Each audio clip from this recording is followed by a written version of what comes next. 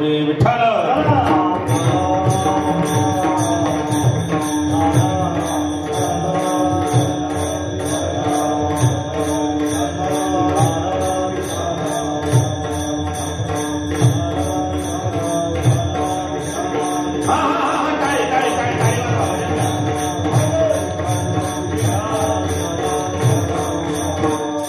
महायोगपीठे तटे भीमरथाम्बरं पुण्डरीकाय दातुं मुनीन्द्रे समागत्य तिष्ठन्तमानन्दकन्दं परब्रह्मलिङ्गं भजे पाण्डुरङ्गम् अलङ्कापुरी रम्यसिंहासनस्थं पदाम्भुजतीनं स्फुरदिक्प्रदेशं विधेन्द्रादिदेवी सदा स्तूयमानं समाधिस्थमूर्तिवज्ञानदेवं समाधिस्थमूर्तिवज्ञानदेवं जयंत केल्या स्मरणं वय सकल विद्येचे अधिकरण तेचे वंदो श्री चरण श्री गुरुदेव नमस्कारं निहाता ओम नमो जयंत प्रतिपाद्य जय जय स्वसंवेद्यात्मरूप देवातुत गणेश सकलात्मति प्रकाशो मणि निवृत्तिदा स्वधारे पांडुरंगा करो प्रधान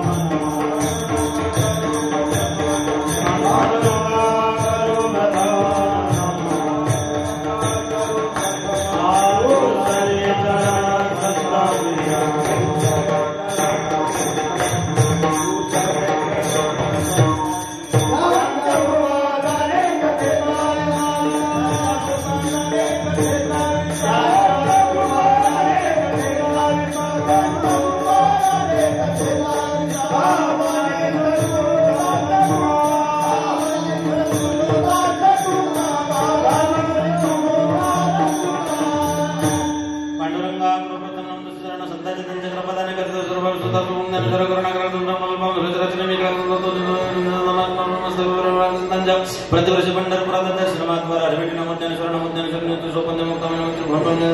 देवाची करारविंदे पदारविंद मुखारविंदे वटस्य पत्रस्य कुटे शयानं बालमुकुन्द मनसा स्मरामि भज विजयकमण्डनं समस्त पापखण्डनं स्वभक्तचित्तरञ्जनं सदैव नन्दनन्दनं स्मिच्छगुच्छमस्तकं सुनादवेणुहस्तकं अनङ्गरङ्गसागरं नमामि कृष्णागरं लोकाभिराममरणधीरं राज्यमणित्रं रघुवंशनाथं कारुण्यरूपं करुणाकरन्तं श्रीरामचन्द्रं शरणं प्रपद्ये वचनैककमलापतिवाजरंगाजमनंदे आपण सावेदवळे सेवे लागी सेवक झालो तुमच्या लागलो निज चरणा आहोस स्वामी तू गया देवा या परिण करावा वेर कैवल्याचा पुतळा प्रकटला पुतळा चैतन्याचा जीवळा ज्ञानोबा माझा साधकाचा माय बाप दर्शन हरे ताप सर्वापती सुखरूप ज्ञानोबा माझा धन्य धन्य मुक्ताबाई धन्य धन्य मुक्ताबाई धन्य धन्य मुक्ताबाई धन्य धन्य मुक्ताबाई धन्य धन्य मुक्ताबाई धन्य धन्य मुक्ताबाई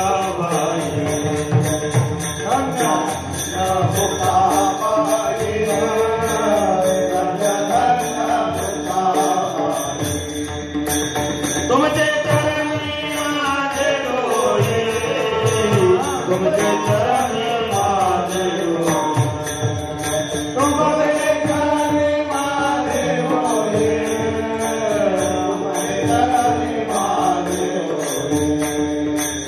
माझा केला अंगीकार माझा केला अंगीकार माझा केला अंगीकार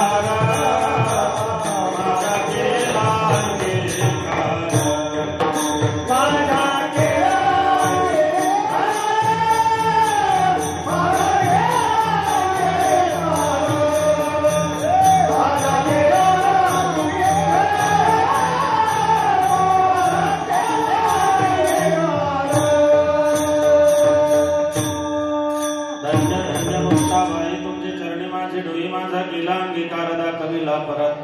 आदत्रय जरणी मुक्ताबाई माते कृपा करीवर धसते मजबरी आदिनाथ अनुग्रह नाथा सिद्धी दिला नाते असत ठेविला मस्तकी तुमच्या वाच्य म्हणता गंगा गंगा सगळ दोष जाती मंगा दृष्टी पडता ब्रह्मगिरी दयाची नाही यमपुरी प्रस्तुत प्राप्त स्थळी प्राप्त प्रसंगी किरकोळ ब्रह्मांड नाही भगवान पांडुरंगाच्या पंढरीच्या चरणारविंद सेवेमध्ये समर्पित करण्यासाठी निवडलेला अभंग महाराष्ट्राचे आद्य फळकरी, महाराष्ट्राचे आद्य कीर्तनकार, महाराष्ट्राचे आद्य ओवी रचनाकार, महाराष्ट्राचे आद्य कीर्तनाचार्य, महाराष्ट्राचे आद्य फळकरी भगवान परमात्म्याचे लाडके भक्त भक्त शिरोमणी वारकरी संप्रदायातले सगळ्यात वयोवृद्ध संत, ज्यांनी 82 वर्षापर्यंत भारतामध्ये पंजाबापर्यंत वारकरी संप्रदायाचा प्रचार आणि प्रसार केला. निर्गुण निराकार परब्रह्म परमात्म्याला ज्यांनी भक्तीच्या बळावरती एवढा प्रभू व्हावे त्यांनी संतुष्टी राहावे या न्यायाप्रमाणे निर्गुण निराकार परब्रह्म परमात्म्याला सगुण साकार बनवलं. असे असणारे भगवंताचे लाडके भक्त भक्त शिरोमणी पंढरपूर निवासी संत श्रेष्ठ नामदेवरायांचा पवित्र पावन मंगलमय माता गंगेचा आणि तीर्थयात्रेचं चिंतन करणारा अभंग आपल्या सेवेकरता निवडलेला आहे.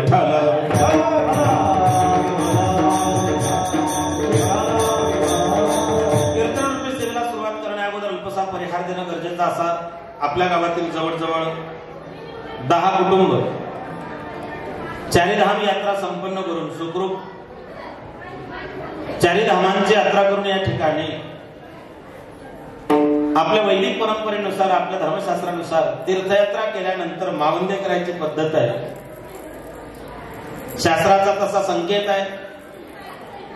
गंगा पूजनाचा आणि मावंद्याचा कार्यक्रम या ठिकाणी आयोजित केला. जवळजवळ 10 कुटुंब आहेत. सगळ्यांचे नाव घेणं मला शक्य नाही, तरी सुद्धा शंकरनाना बेगडे आणि त्यांचे समस्त सहकारी या गावातील जे 10 कुटुंब 10 जोडपे या ठिकाणी चारीधामाची यात्रा करून या ठिकाणी आले. नानांनी मला या ठिकाणी वाणीद्वारे या सगळ्यांची सेवा करण्याचं सद्भाग्य उपलब्ध करून दिलं, त्याबद्दल मनापासून धन्यवाद. काही दिवसाअगोदर मला शंकरनानांचा फोन आला की महाराज मावंदे आणि गंगापूजनाचा कार्यक्रम आम्ही आयोजित केलेला आहे. सुखरूप भगवंताच्या कृपेनं आमची चारीधामाची यात्रा संपन्न झालेली आणि शेवटचा अत्यंत पवित्र जो काही पूर्णाहुतीचा कार्यक्रम आहे यात्रेचा, तो मावंद्याच्या कार्यक्रमासाठी आम्ही आपल्याला आमंत्रित करीत आहोत. अत्यंत भाग्यवान तुम्ही आहात सगळेजण, कारण शास्त्रकार वर्णन करतात प्रथम नार्जितम विद्या, द्वितीयम नार्जितम धनम, तृतीयम नार्जितम पुण्यम, चतुर्थम किम करशती. कलियुगामध्ये जे 100 वर्षाचं आयुष्य आहे त्याचे 4 भाग पडतात. 25 25 25 25. जन्माला आल्यापासून 25 वर्षापर्यंत ब्रह्मचर्याचं पालन करावं, 25 वर्षापासून 50 वर्षापर्यंत ग्रस्ताश्रमाचं पालन करावं, 50 वर्षापासून 75 पर्यंत वानप्रस्थाश्रमाचं पालन करावं आणि 75 पासून 100 पर्यंत संन्यास्त आणि संन्यासाश्रमाचं पालन करावं. पहिल्या 25 वर्षामध्ये विद्या कमवायची, दुसऱ्या 25 वर्षामध्ये मिळवलेल्या विद्येवरती धन कमवायचं आणि तिसऱ्या टप्प्यामध्ये मिळवलेलं धन हे पुण्य अर्जित करण्यासाठी, पुण्य प्राप्त करण्यासाठी 50 ते 75 या कालखंडामध्ये मिळवलेल्या धनावरती पुण्य अर्जित करायचंय, पुण्य संपादित करायचंय आणि पुण्य प्राप्तीसाठी आपल्या धर्मामध्ये अनेक त्या ठिकाणी पद्धती परंपरा मार्ग सांगितलेले आहे आणि त्यातला सगळ्यात पवित्र आहे आणि ती म्हणजे चारीधामाची यात्रा. विठ्ठल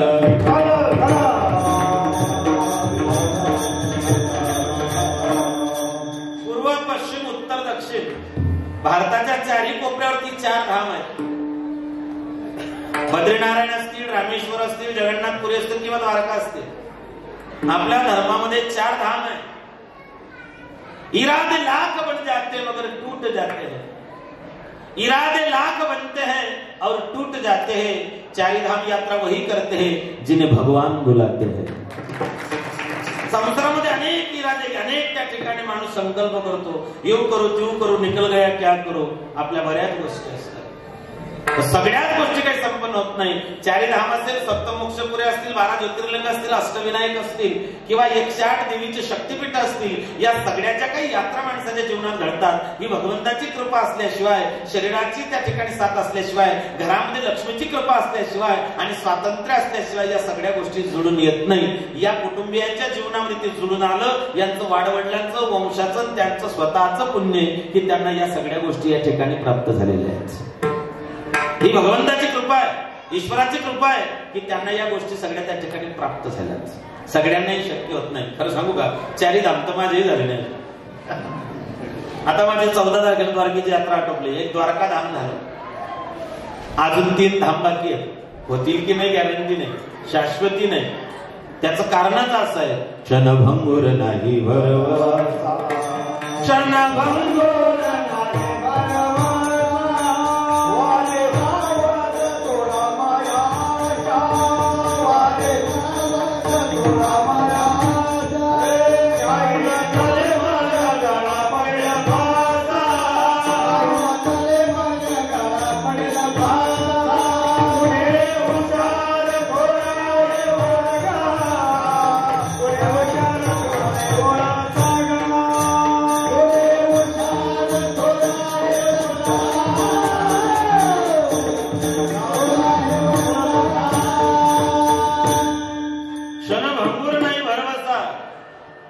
म्हणून शास्त्रकार किंवा संत सांगतात जव हे सकळ सिद्ध आहे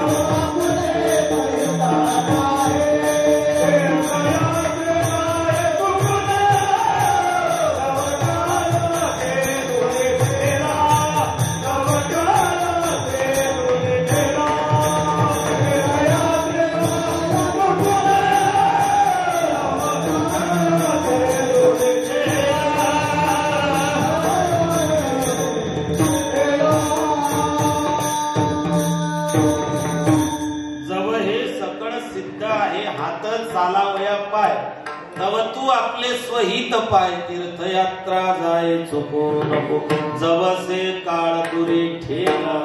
जोपर्यंत सकळ सिद्ध आहे तोपर्यंतच परमार्थ आहे. नको जाऊ देऊ भंगा गात्रे माझी मायबाप. या सगळ्या गोष्टी जुळून यायला योग लागतात, क्षेम लागतो, भगवंताची कृपा लागते. नाही तर मग ऐकायला येत नाही, कीर्तनात जाऊन बसलं त्याचा काही फायदा नाही, काहीच नाही.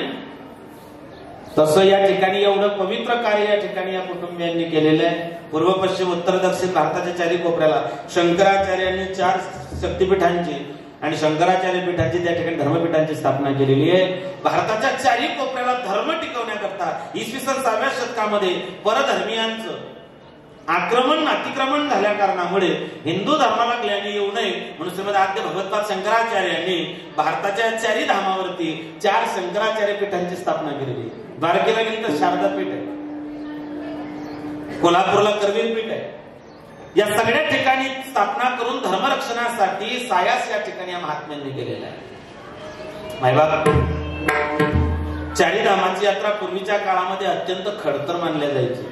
आमच्या हैराणीमध्ये एक म्हण आहे, गया बद्री उन्हा सुद्री किंवा गया बद्री आणि गिया गुजरी. गुजरी म्हणजे समजला, म्हणजे जर जो बद्रीनाथला गेला परत आला त्याचा पुनर्जन्मच झाला.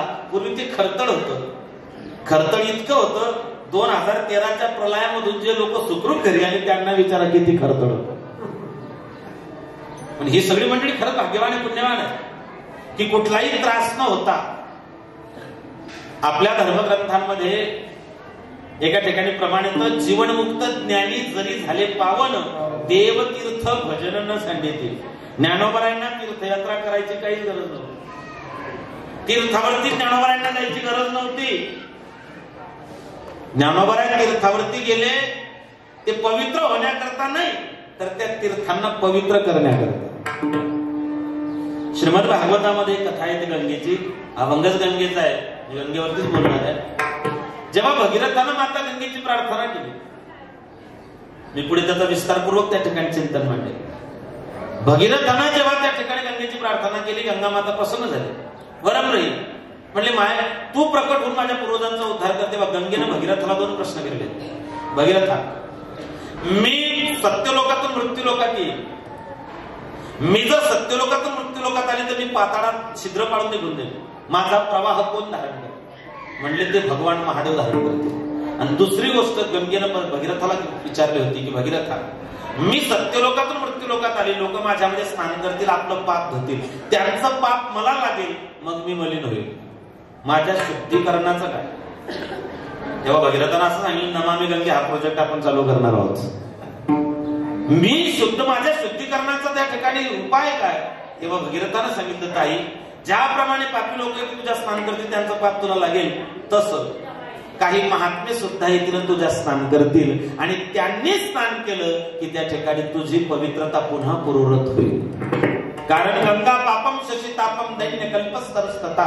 गंगा पापाचा नाश करते, चंद्र तापाचा नाश करतो, कल्पवृक्ष दैन्याचा नाश करतो, पण पाप ताप दैन्य जाये उठावो.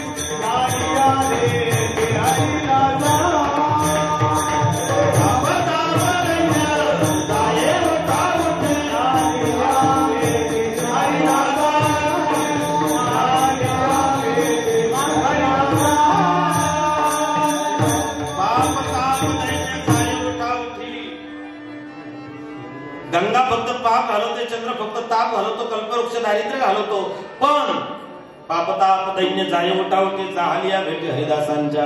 आणि ते हरिदास तीर्थयात्रा करतात, म्हणून ज्ञानोबरायांनी नामदेवरायांच्या सोबत यात्रा केलेली आहे. त्याला तीर्थाटण्यात आणि ते तीर्थावडीचं प्रकरण. ज्ञानोबराय जेव्हा तीर्थयात्रेला निघाले, खरं तर ज्ञानोबरायांना तीर्थयात्रेला जायची गरज नव्हती.